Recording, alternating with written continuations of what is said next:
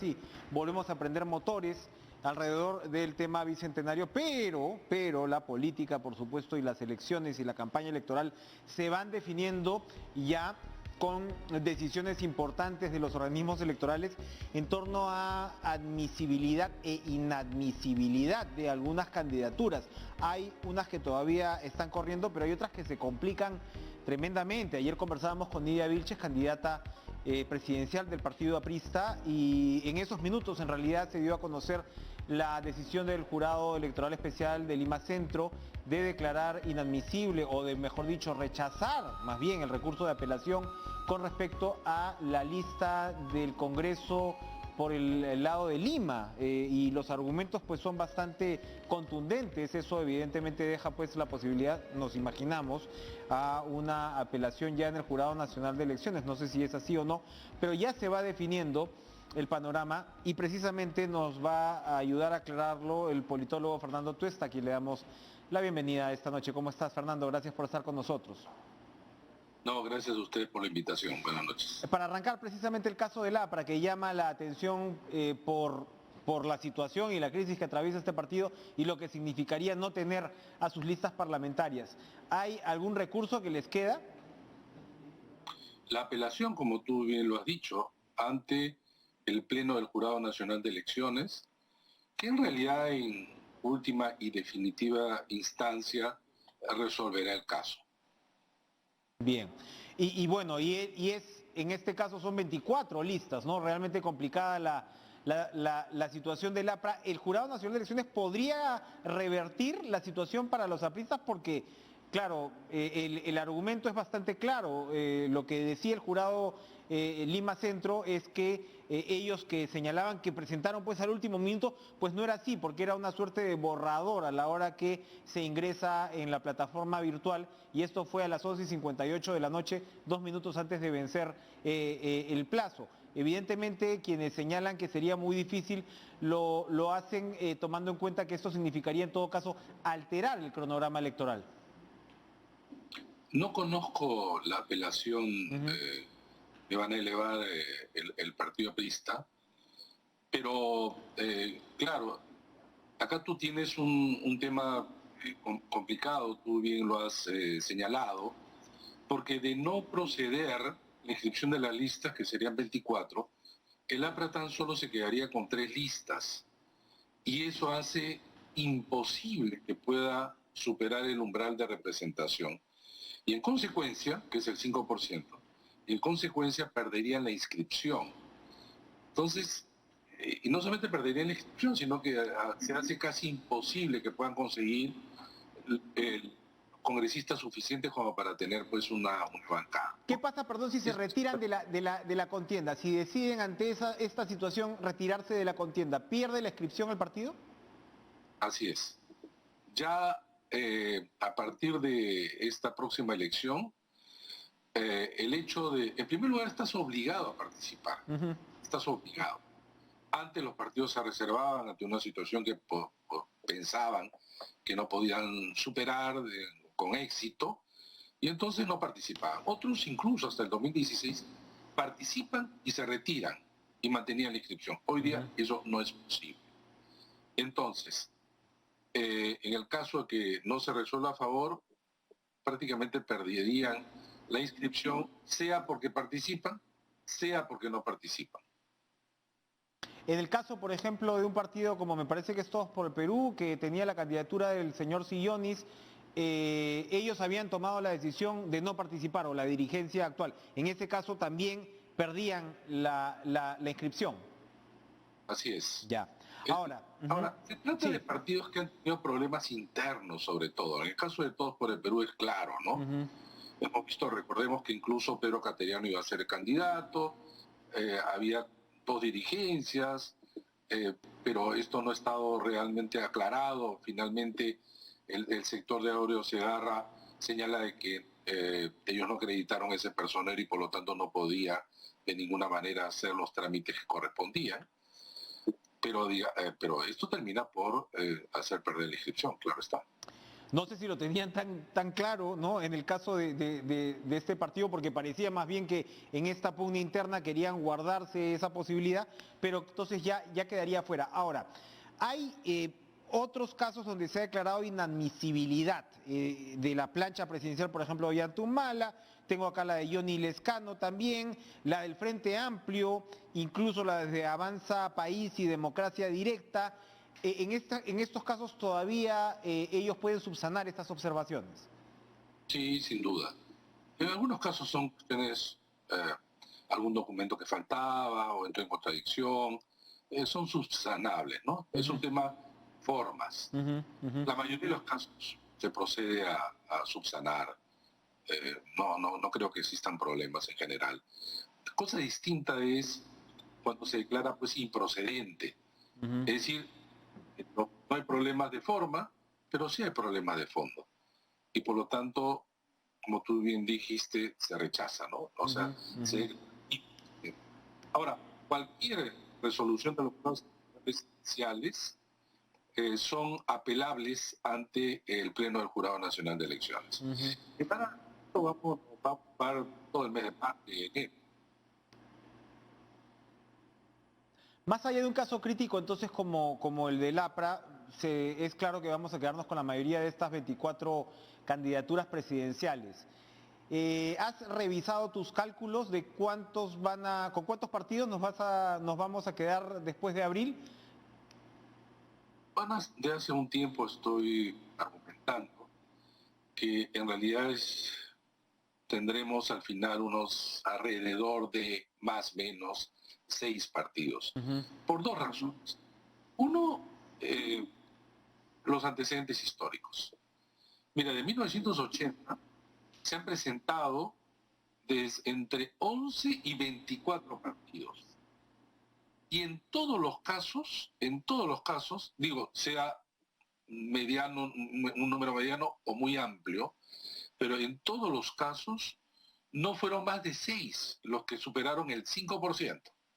Ahora hay que aclarar que el 5% que luego retiré en el 2006. Yo he rastreado antes, simplemente por un tema de ver cómo ha sido el desempeño electoral. Pero en ningún caso más de 6, que superan el 5%. Ahora, tú te imaginas otro elemento que antes no se tenía, no es solamente el porcentaje, sino que incluso pueden haber partidos que superen el 5%, pero no con 5 congresistas. Entonces, si es que eso no se da, también pierden la inscripción, no ingresan al Parlamento. Entonces, para mí es muy difícil que más de 6 partidos ingresen al Parlamento, ¿no? Yo no digo que es un imposible, digo que más o menos yo creo que va por allí, porque además, si es que esto lo cruzas con la intención de voto al Parlamento que en las últimas encuestas de Datum, Ipsos y el Instituto de Estudios Peruanos, he hecho el cálculo y te salen 5 o 6 también, ¿no? Entonces, ¿qué se necesitaría para que ingrese más? Que en realidad los partidos que tienen más apoyo desciendan mucho de tal manera que les permite repartir más.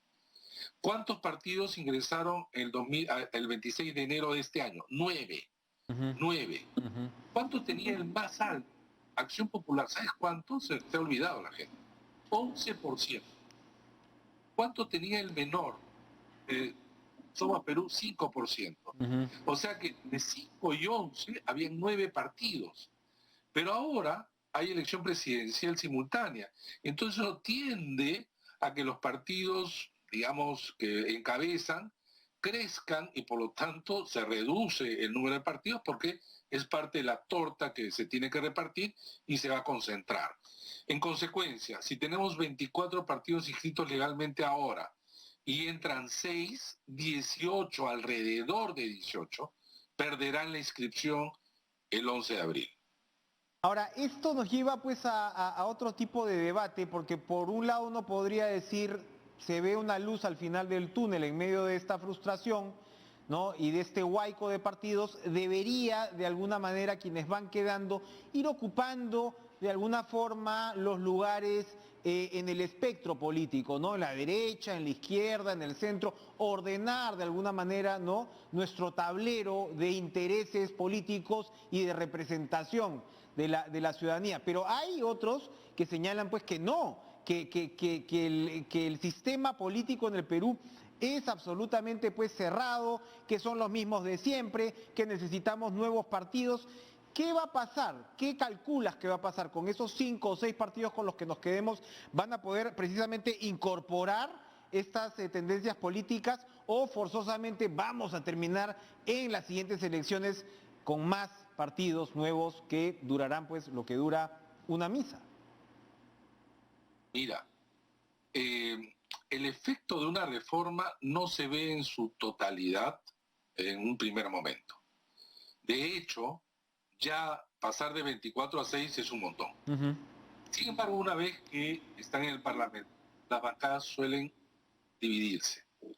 Por ejemplo, ahora entraron 9 y ahora tenemos 12.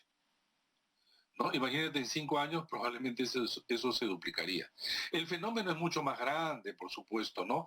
Acá hay un serio problema de representación que ya tanto se ha hablado, hay un serio problema de organización o capacidad de poder reclutar gente dispuesta a militar en un partido, ¿no? Pero algo ayuda. Ahora, imaginemos que quedan 6 y a su vez tienen 6 bancadas. ¿Qué pasa con partidos pues históricos, ¿no? Como el APRA, imaginemos que no ingrese, o el PPC, etcétera. Ellos van a tener que cumplir las nuevas reglas. Y la nueva regla dice que tienes que tener alrededor de 24.000 militantes, tienes que tener comités alrededor de 67 y tienes que tener otros documentos. Ahora, desde que se dio la ley al día de hoy no se ha inscrito un solo partido. Uno solo. ¿Es mucho lo que se pide? No, es menos que lo que se pedía antes. Antes se pedían 715.000 firmas además. Pero lo que pasa es que se está tratando de sincerar. Una organización política, Enrique, que busca presentar candidatos que está obligado, no es posible que no pueda tener 12.500 militantes. Esa fue la propuesta de la comisión. En el Congreso, los congresistas decían, se van a inscribir cientos, no decían. Entonces hay que duplicar el número. Y efectivamente lo duplicaron ellos, con 24.000. Pero, ¿sabes? De los partidos que estén inscritos, varios no llegan a tener 24.000 militantes. O sea, se lo pedían a los nuevos, pero ellos no colocaron una transitoria diciendo que se tienen que actualizar el padrón. Y entonces, de los 24 partidos, más o menos la mitad o un poco más no tenían 24.000.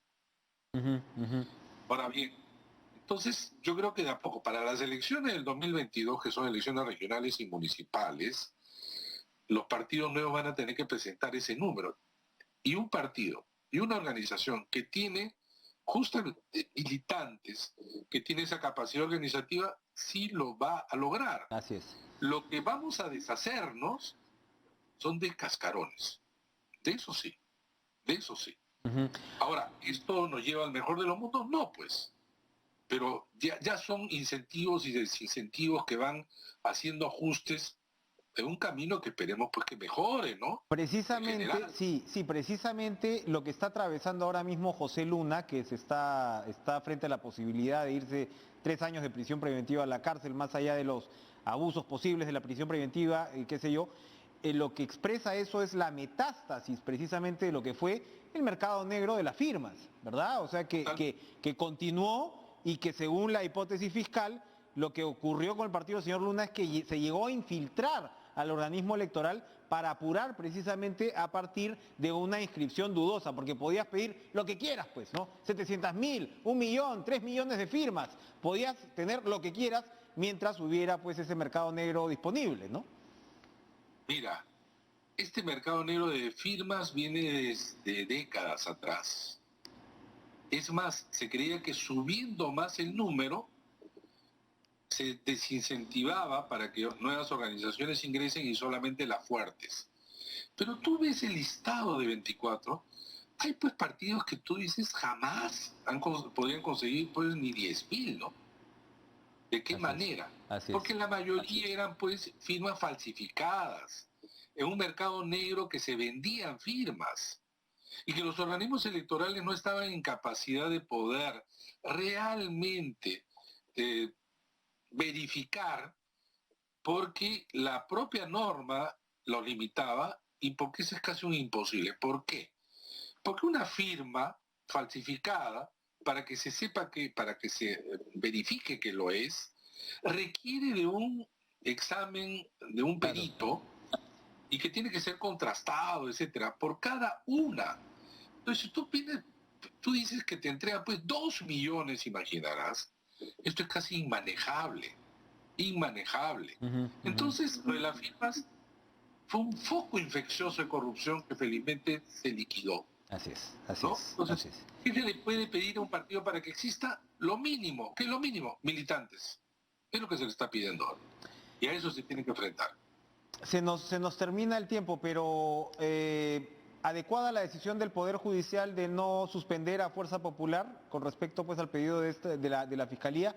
Había quienes señalaban que se iba a limitar en serio el derecho a la participación, más allá de las eventuales responsabilidades penales de Keiko Fujimori.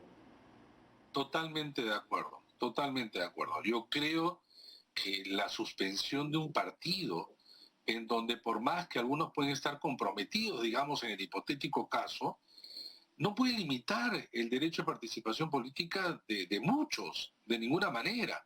Además, justo en este proceso electoral, yo creo que no da lugar, es inoportuno, se presta a mucha Lógico, especulación, lógico.